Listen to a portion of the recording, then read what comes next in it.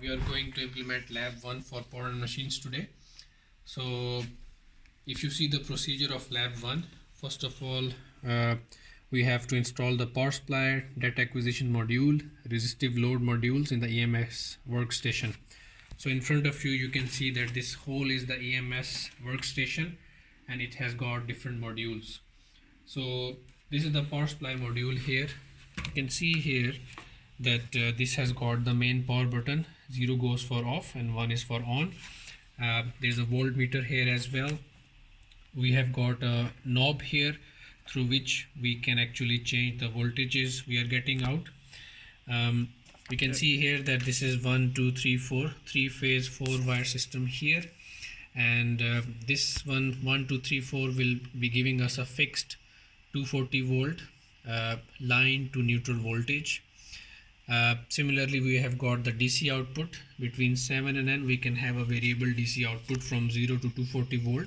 We can change that value with adjusting the knob here. And this voltage also vary. Yep, and we also have 4, 5, 6 and N. If we vary this knob here, we can vary this voltage from 0 to 240 RMS. Similarly, we have got 8 and N, which is going to give us a fixed DC voltage of 240 volt, and it will have a maximum current of 1 ampere.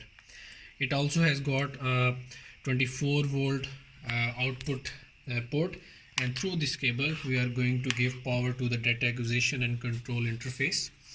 So once we give this to it, it's just like we can use this data acquisition and control interface as a voltmeter and ammeter. So you can see here these are E1, E2, E3 and E4 here. So the red goes for the positive side of the voltmeter and the black ones here are for the negative side. So these are going to measure the voltages and then we can display these voltages on the laptop, and this is talking to the laptop through this USB port here. Okay, and then we are running the software here, and whatever is the voltage being measured, it will be displayed here. So first of all, I'm going to go through these steps which are written here. So install the power supply, data acquisition module and the resistive modules. First of all, power supply is this one here. This module is the power supply. Then we have got the data acquisition module, which is here, data acquisition and control interface. Next one is the resistive load. So we can have plenty of resistors here. These both have 2 modules here. We can connect these resistors as series, parallel or any combination, whichever we like. You can see here that on the resistors there are many different values: 4800, 2400, 1200. You can also see that there is the current capability is also written here. So the maximum current which we can allow to pass through this 4800 ohm resistor is 0.05 ampere. Similarly 0.1 ampere for this one and 0.2 ampere for this one. Okay, so the second step is make sure that the main switch of the power supply is set to off. It's already off here, so when we turn it on, it is going to start supplying the voltages. Make sure that the data acquisition module is connected to a USB port of the computer. We already have connected the USB port of the laptop to the data acquisition module here, so that the computer can talk with the data acquisition module. Next is we connect the input power of the data acquisition module to a 24 volt AC power supply. So this has been connected here, and this is basically coming from this output 24 volt of the power supply. Okay, so step 4 is start the data acquisition software. It's already running here. Okay, and we are going to implement step number 5 here. We are going to implement this measurement of the line and phase voltage setup on our experiment setup here. So you can see here that this ES is having an AC here and it's fixed AC. We can see here that there are 3 wires coming out of it, 1 2 3 and N. So this is 3-phase 4-wire system. The voltage between 1 and 2 or 2 and 3 or 1 and 3 will be the line to line voltage or simply the line voltage. the voltage between 1 and N, 2 and N, and 3 and N will be the phase voltage. So first of all, we are going to measure the phase voltages, which means that 1 should be connected with the positive of the voltmeter and N should be connected to the negative of the voltmeter. So we see here that one of the output of this power supply is connected to E1 here. So you can see here this is connected to the positive of E1, and similarly 2 here is connected to E2 here, okay, and E3 is connected to E3 here. The other sides have been shorted because all of these of the negative side have been connected with a neutral wire here. So this is your N here. This is connected with the one of the negative sides of the voltmeters, and all these negative side of these voltmeters have been shorted with small cables. Okay, so that is the setup. Then the next step is that we are going to measure the in step 7 we are going to measure E1N, E2N and E3N. Okay, now I'm going to show you guys that once I turn on the system, here on the metering window of the software, we are going to get the values of the voltages which are being delivered here.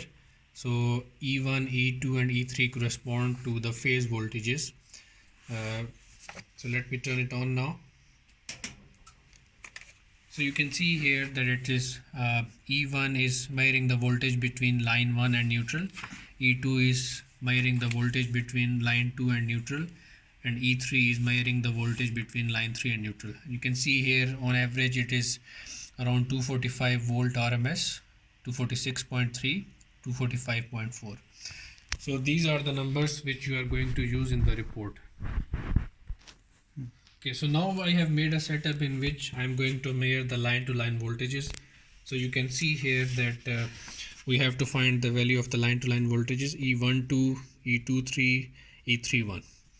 So I am going to use this voltmeter E1 to measure the voltage between 1 and 2. So the positive of E1 is connected to 1 here. You can see it's connected with 1 here, and the negative is connected with 2. So you can see here that this wire is going to 2 here. So E1 is going to measure the voltage between 1 and 2. Similarly, E2 is going to measure the voltage between 2 and 3. So you can see here that this should be connected with 2. So this is connected with 2 already, and the negative side of E2 should be connected to the 3. So this is connected with 3 here, and similarly 3 and 1. So now I'm going to turn on the switch again, and E1, E2 and E3 is going to give us the value of the line voltages. So you can see here that now the voltages are 424.5, 426.2 and 424.5. These are the numbers which you are going to use in your labs. Yes. So all the steps which are not the part of this video you have to do yourself. So for example 8 and 9 you will do yourself, and then we talk about 11 here. So in this case what we have to do is we have to measure the voltage between 4 and N, 5 and N, 6 and N.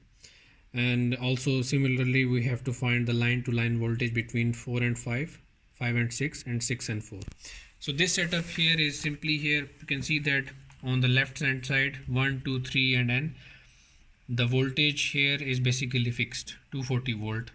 Okay, and on the right side 4, 5, 6 and N, this is the variable one. So if I adjust this knob here, I will be able to adjust the voltage which is coming out of these three, which will vary from 0 to 240. So what I do is that I just will just put these here. This is still measuring the line to line voltages, but and when I turn it on, okay, and you can see here right now the voltage is around 1 volt, but if I adjust the knob here, you can see there, and I can, these outputs are varying. Okay, and if I put the knob fully clockwise, I'm going to get the same result which I got in the previous steps.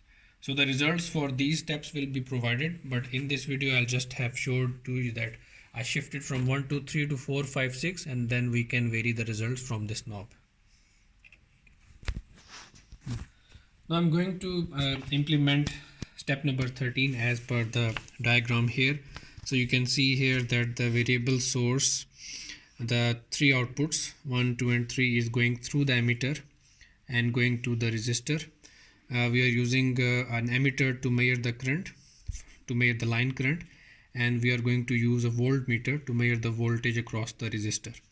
So I have just made this configuration on the experimental setup. Here we have got voltage value is 240 and frequency is 50. We already know this is the value of the local power network. And similarly ES is 415, that's also there. R1, R2 and R3 is 1200 ohm. You can see here that I have only turned on the extreme right towards down. So down means that these are on. So 1200, 1200 and 1200. So how I have connected these? So the first line goes through I1. So as you can see here that 4 is going to I1 here. This is your positive side of I1. Negative side of I1 is, according to this diagram, is going to R1. So this is negative of I1. This is going to R1, and the other side of R1 is connected to other side of R2 and R3. So these other sides have been already shorted with these yellow cables here. So lower side of these resistors have already been shorted. Similarly, I am going to show how I have connected this line here. So second line, which is 5 here, is connected with the positive of I2. So this is going to the positive of I2. This is your I2, and the negative of I2 is going to R2. So the negative of I2 is here, and this can be shown that this is connected to I2. Similarly, the other side of the resistor is connected with the other two. So this is here. Similarly, we make the same connection for the third I3, and the other side of the resistors are shorted, and then there is a return path through I4 back to the neutral. So this is basically I4 because we already have utilized I1. Okay, so the return path is basically shown here. So that it's this one here. So if I am going to use this one, it means that all of these three are already short, and this is returning back to the positive of I4 here, and the negative of I4 is going to the neutral. This is as per this diagram, that the other end of the resistor is going through I4 back to the neutral. So this has been implemented. Now I'm going to run the system in front of you, and I'm going to show you guys that how these E1, E2 and E3 are basically the voltages across the resistors. So you can see here that E1 is the voltage across R1, E2 is voltage across R2, E3 is voltage across R3, and I1, I2 and I3 are the line currents respectively. So I'm going to turn on the system now, and you can see here that if I vary the knob, you can see that the voltage and corresponding values of the line currents also vary. So we are going to provide you these numbers later. We will provide you guys with these numbers. So ER1 is the voltage across resistor 1. Similarly, ER2 will be the voltage is across the R2, and ER3 will be the voltage across R3. And we have already found the value of IR1, IR2 and IR3. These are basically the line currents. So these numbers we will provide, and based on these numbers we are going to find the average, and then you have to answer step number 17 by yourself, and this number will also be provided. And based on these numbers of voltage and current, you will also find how much power is being dissipated in each of these resistors. So in step 22, you can see here that the three resistors R1, R2 and R3 are connected as a delta. Okay, so this is your delta connection, and in the previous step these were connected as star or Y. So with the same procedure we are going to connect R1, R2 and R3 as delta, and then we are going to provide you guys the numbers, and based on those numbers you are going to finish the report.